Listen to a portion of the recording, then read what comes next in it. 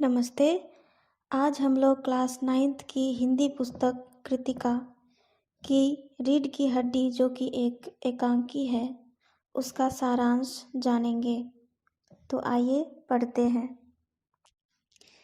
रीढ़ की हड्डी श्री जगदीश चंद्र माथुर द्वारा रचित है। यह एकांकी लड़की के विवाह की एक सामाजिक समस्या पर आधारित है। इस एकांकी में कुल 6 पात्र हैं। रामस्वरूप, उनका नौकर रतन, रामस्वरूप की पत्नी प्रेमा, उनकी बेटी उमा, शंकर के पिता गोपाल प्रसाद तथा शंकर। पूरा एकांकी एक मामूली से सजे कमरे में खेला गया है।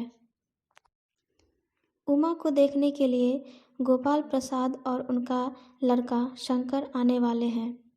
रामस्वरूप और उनका नौकर कमरे को सजाने में लगे हुए हैं। तख्त पर दरी और चादर बिछाकर उस पर हारमोनियम रखा गया है। नाश्ता आदि भी तैयार किया गया है। इतने में ही वहाँ प्रेमा आती है और कहती है कि तुम्हारी बेटी तो मुंह फुलाए पड़ी हुई है। तभी रामस्वरूप कहते हैं कि उसकी माँ की दवा है। जैसे वे लोग मान गए हैं।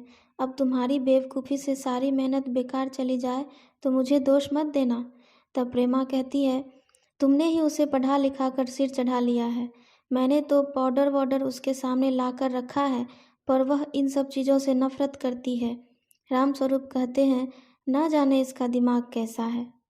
उमा बीए तक की पढ़ी हुई है, परंतु रामस्वरूप लड़के वालों को 10वीं तक बताते हैं, क्योंकि लड़के वालों को कम पढ़ी लिखी लड़की चाहिए। नाश्ते में टोस्ट रखने के लिए मक्खन नहीं है। रामस्वरूप ने नौकर रतन को मक्खन लाने के लिए भेजा है। बाहर जाते हुए रतन देखता है कि कोई घर की ओर बढ़ रहा है। वह मालिक को बताता है कि थोड़ी देर में दरवाज़ा खटकता है और दरवाज़ा खुलने पर गोपाल प्रसाद और उनका लड़का शंकर आते हैं। रामस्वरूप उनका स्वागत करते हैं। दोनों बैठकर अपने ज़माने की तुलना नए ज़माने से करते हैं।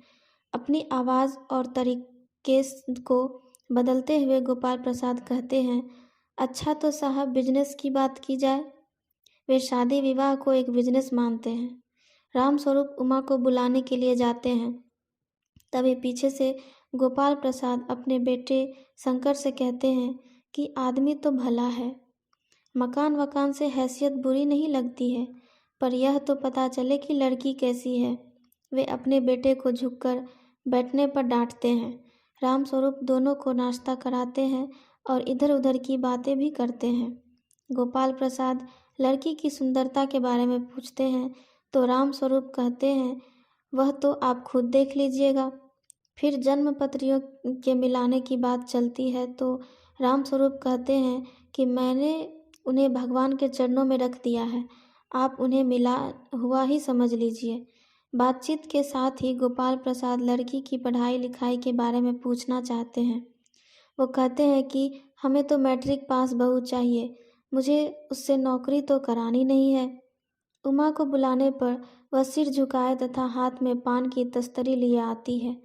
उमा के लगे चश्मे को देखकर गोपाल प्रसाद और शंकर दोनों एक साथ बोलते हैं, चश्मा? रामस्वरूप चश्मा लगाने की वजह को स्पष्ट कर देते हैं। दोनों संतुष्ट हो जाते हैं। गोपाल प्रसाद उमा की चाल, चेहरे की छवि देखते हुए गाने बजाने के बारे में भी पूछते हैं।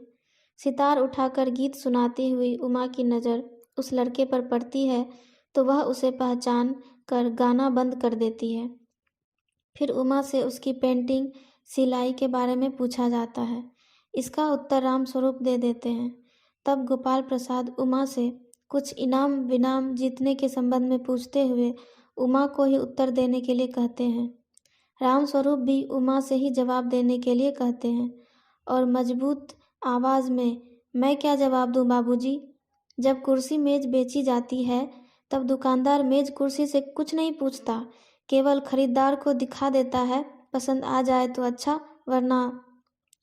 रामस्वरूप क्रोधित होकर उसे डांटते हैं। उमा कहती है, अब मुझे कहने दीजिए बाबूजी, ये जो महाशय मुझे देखने खरीदने आए हैं, इनसे ज़रा पूछिए तो कि क्या लड़कियों के दिल नहीं होते? क्या उनके चोट नहीं लगती है?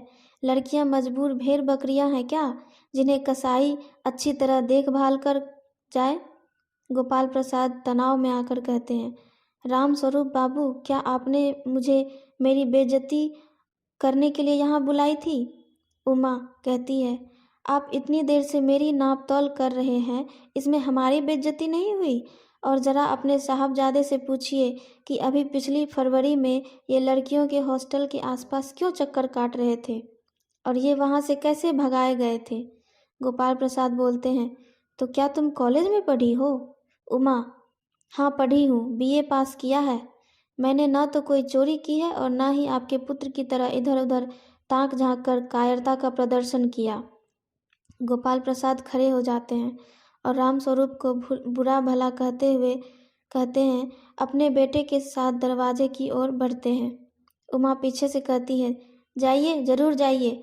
घर जाकर यह पता लगाइए कि आपके लाडले बेटे की रीढ़ की हड्डी है भी या नहीं। गोपाल प्रसाद और उनका लड़का दरवाजे से बाहर चले जाते हैं और प्रेमा आती है। उमा रो रही है, यह सुनकर रामस्वरूप खड़े हो जाते हैं। रतन आता है, बाबूजी मक्खन। सभी उसकी तरफ देखने लगते हैं और एकांकी यहीं समाप्त हो जाती है।